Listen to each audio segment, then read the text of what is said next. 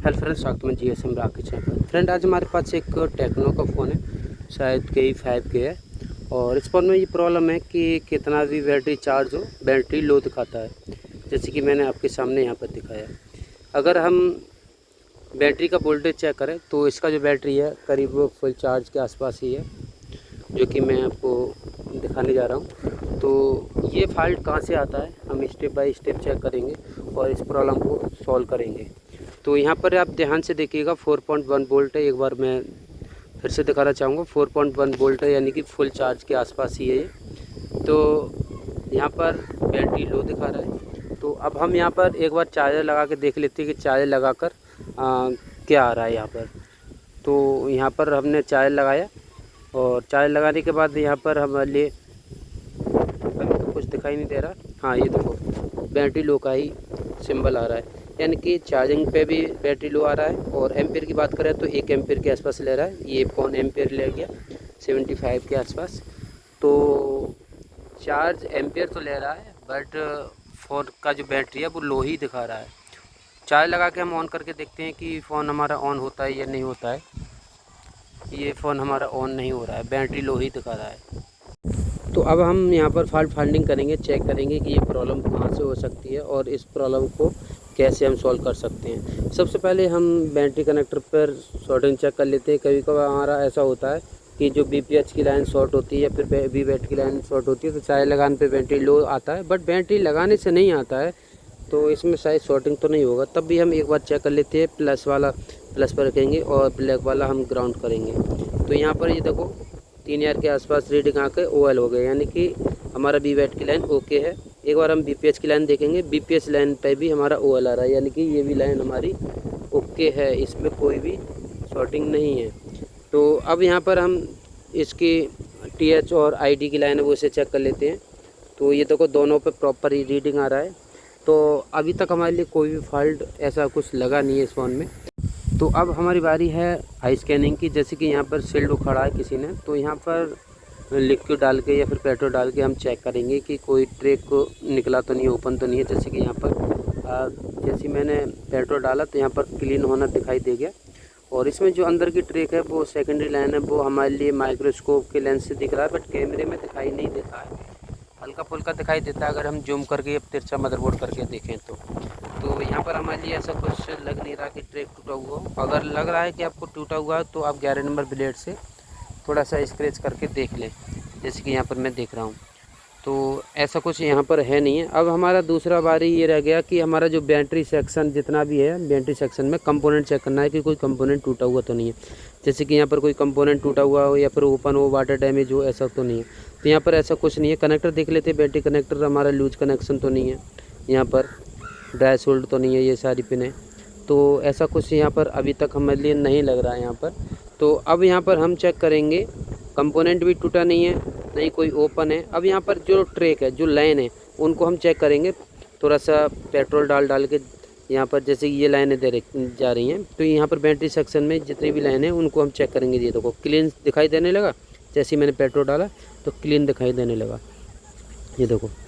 तो यहाँ पर ये देखना है कि कोई लाइन टूटा हुआ तो नहीं है, ये बारीकी से। ये ऐसा इतना बड़ा फॉल्ट होता नहीं है, ये आई स्कैनिंग से ही ज़्यादातर हो जाता है। अगर आप फॉल्ट फाइंडिंग करते हैं तो हो जाएगा, बट उसमें टाइम लगेगा। अगर आई स्कैनिंग करते हैं तो आपको जल्दी ये पता चल जाएगा।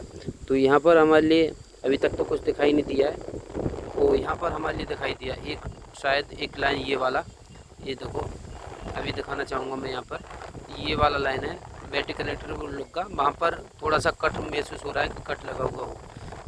तो यहाँ पर शायद वाटर डैमेज हुआ है, ये देखो यहाँ पर। तो यहाँ पर हम स्क्रैच करेंगे। ये अभी UV मास्किंग से ढका हुआ है, यानी कि ये इंसुलेशन लगा हुआ है मदरबोर्ड पर, वो यहाँ पर उसकी वजह से हमारे लिए दिखाई नहीं दे रहा था। ये माइक्रोस्कोप से हमने बारीकी से देखा तो हमारे लिए दिखाई दे गया।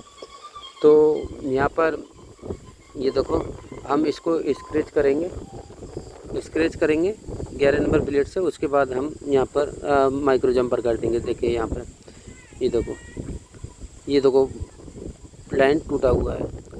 और ये लाइन किस चीज़ का है, ज़्यादा जानकारी के लिए आपको स्कीमेटिक रीड करना पड़ेगा, तो उसमें थोड़ा सा वीडियो है बड़ा हो जाएगा, बट आई स्कैनिंग से ही हमारे लिए पता चलेगा कि ये लाइन से ही प्रॉब्लम होगा। और ये लाइन कौन सा है तो वो स्कीमेटिक पढ़ना पड़ेगा। तो यहाँ पर ये देखो बिल्कुल क्लीन दिखने लगा। तो यहाँ पर हम कुछ नहीं करेंगे, यहाँ पर थोड़ा सा पीपीटी लेंगे, 138 भी ले सकते हैं, 183 भी ले सकते हैं। तो मैं तो 183 यहाँ पर यूज कर रहा हूँ। तो थोड़ा सा पीपीटी लेंगे और यहाँ पर सोल्डिंग कर देंगे। सोल्डिंग करने के बाद हम प्रॉब्लम को, जो प्रॉब्लम थी वो सॉल्व हुई या नहीं हुई है उसे हम चेक करेंगे। ठीक है, तो यहाँ पर हम पहले आयरन की मदद से सोल्डिंग कर लेते हैं। ये देखो सोल्डिंग कर लिया। ये ट्रैक वाटर डैमेज हुआ है, पता नहीं कैसे यहाँ पर जल गया ये। और मैंने देखा है कि इन्फिनिक्स के और टेक्नो के फ़ोनों पर ये ट्रिक ज़्यादा टूटे हुए निकलते हैं। वाटर डैमेज से कभी कभी तो चार्जिंग सेक्शन का भी निकलता है, शायद X688 में शायद वो प्रॉब्लम। बहुत सारे फ़ोनों में इन्फिनिक्स के में ये ट्रिक टूटे हुए निकलते हैं, चार्जिंग के, बैटरी के। तो पता नहीं क्यों, कैसे ओवर हीट होता है या फिर ओवर करंट लेता है, क्या है क्या नहीं है।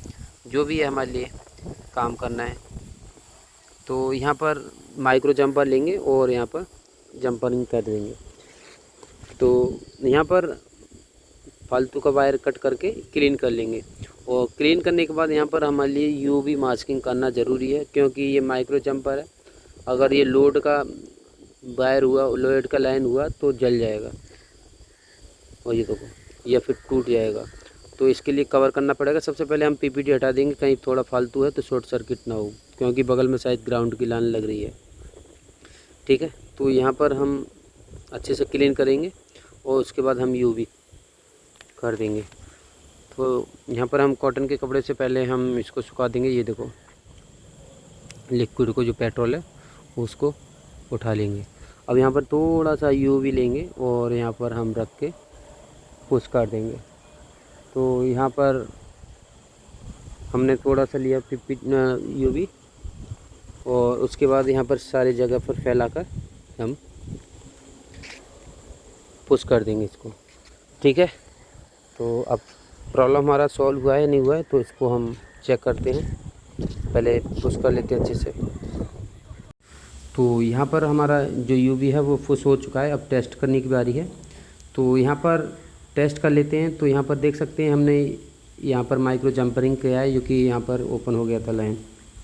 तो अब टेस्टिंग की बारी है, तो टेस्ट कर लेते हैं इसके फ्रेम में मदरबोर्ड को लगा के और चेक करेंगे कि हमारा फ़ोन जो बैटरी लो का सिंबल आ रहा था वो सॉल्व हुआ है या नहीं हुआ, फ़ोन ऑन होता है या नहीं होता है। तो यहाँ पर हमने मदरबोर्ड को लगा दिया है। तो अब यहाँ पर चार्ज लगा के देख लेते हैं कि चार्ज लगाने के बाद यहाँ पर पहले बैटरी लो का सिंबल आ रहा था, अब यहाँ पर क्या आ रहा है। तो यहाँ पर चार्जर मैंने लगाया, तो चार्ज लगाने के बाद हमारे लिए कुछ भी दिखाई नहीं दे रहा। तो कहीं डेड तो नहीं हो गया। डेड होने को तो हमने कुछ करा नहीं ऐसा। तो एक बार हम डिस्प्ले का कनेक्टर और बैटरी कनेक्टर को डिस्कनेक्ट करके दोबारा से ट्राई करते हैं। ऐसे डेड होने का कोई मतलब नहीं बनता। हो सकता है कि जिसका जो डिस्प्ले कनेक्टर है वो प्रॉपर नहीं लगा हुआ। तो एक बार हम अच्छे से लगाते हैं। और बैटरी तो इसका चार्ज है तो हम चार्ज नहीं लगाते हैं, चार्ज हम बाद में लगा देंगे जब सेट ऑन हो जाएगा। तो यहाँ पर हमने पावर बटन को दबाया और ये देखो टेक्नो का लोगो आ गया। पहले बैटरी लो आ रहा था, अब टेक्नो का लोगो आ गया, यानी कि हमारा फ़ोन में जो प्रॉब्लम था वो सॉल्व यहाँ पर लगता है। सेकंड लोगो पर भी फ़ोन पहुँच गया है। तो यहाँ पर जो प्रॉब्लम थी हमारी बैटरी लो की, तो वो हमारी एक लाइन कट होने के कारण से ये यहाँ पर आ रहा था। फाइनली हमारा फ़ोन ऑन हो चुका है और ये देखो टच काम नहीं कर रहा। यही तो प्रॉब्लम है टेक्नो की, इन्फिनिक्स के फ़ोनों पर और लावा के फ़ोनों पर। जभी तो लावा के फ़ोनों में तो बहुत ही ज़्यादा दिक्कत है। ये देखो चिपक गया। पावर बटन दबाते कुछ नहीं मानना है, थोड़ा सा वेट करना पड़ेगा।